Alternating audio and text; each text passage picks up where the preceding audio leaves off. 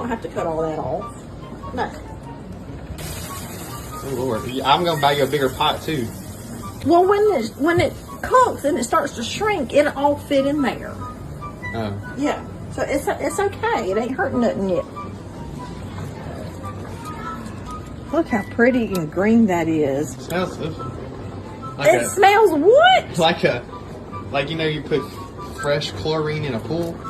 Chlorine? Chuck, what are you talking about, I just son? don't like the smell.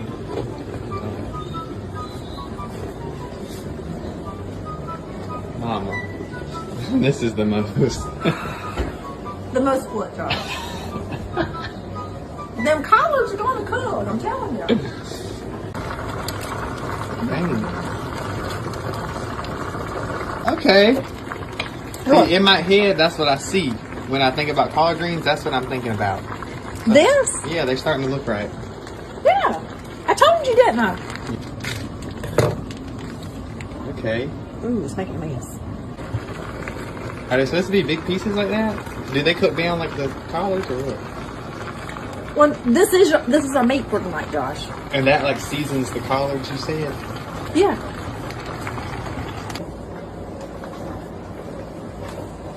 What's the vinegar do to it? It cuts the bitterness in the collards. Right. Oh God. Ooh. Now, how much sugar do you usually do? A generous amount, Josh. That's our measuring standard. Generous. Generous amount. Yes. Generous. Look, that sugar's gone already. My God. And the ham's cooking up. I need to stop. I've been doing this longer than you are old. I know. You got it down pat. That's right. I know what I'm doing here.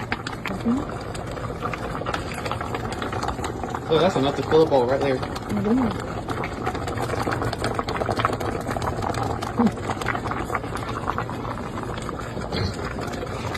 Okay, and this is just how I cook mine. Okay.